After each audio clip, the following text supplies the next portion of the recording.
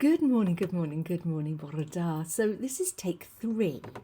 The other 2 both started so miserably, and I thought, I can't do that to you. How are you this morning? So I'm into my walks now. I think I've done 7 of the 20, and that's feeling really good. The steps are racking up. It doesn't take much, and I've had such good company and such wonderful welcomes, and it's turning out to be quite a gift, really. Something that was developed out of a bit of a laugh and a joke has taken on legs of its own, if you'll pardon the pun or the metaphor. And walking the entire ministry area is opening my eyes to all sorts of wonderful things, wonderful people, wonderful places. And look, you can see, can't you? It's doing me good. I'm also aware that there's quite a lot of people struggling at the moment, and lots of people with a lot on their mind, or quite a lot that they're either recovering from or not looking forward to, lots of stress around. And I thought, we need to just be honest about that, don't we? Things can go well, but that doesn't mean that there isn't stress underneath or stress beside people, and it's okay to be real and to say, yeah, on balance, things are okay, but I've got this niggle going on. And so I've got a little book of blessings here, and I'm going to read you one of the blessings that I think will be really helpful to get us through this week, because it's about recognising that in the darkness we can still find God. And I find that incredibly reassuring, because it's quite easy to celebrate him when the sun rises and everything's looking glorious, but when we're kind of in a bit of a pit, it's much harder, isn't it? So I'm going to read you this little blessing and hope that it wills you on your way in the love of God in the way that it does me. It's called A Blessing for Travelling in the Dark, and it's by Jan Richardson. Go slow if you can, slower, more slowly still.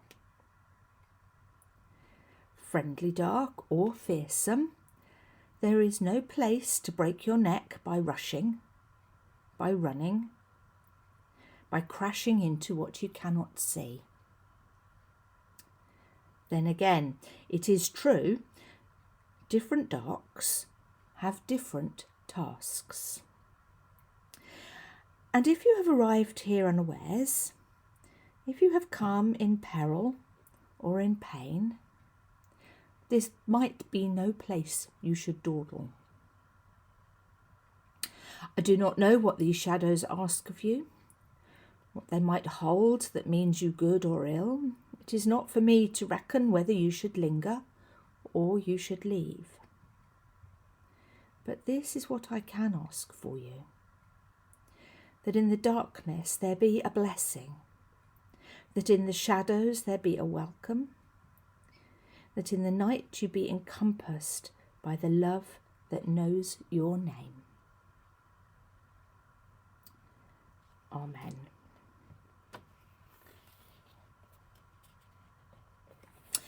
There's a Japanese saying about if you're feeling like you're in a bit of a shadow, and that is that we do all sometimes have to stand in the shadows, but we can make sure we're facing the sun.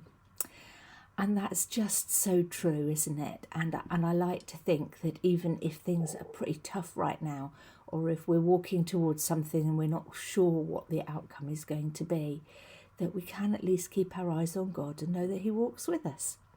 And that gives me huge comfort and more confidence, and allows me to be brave, courageous and hopeful. And I pray those things for you too.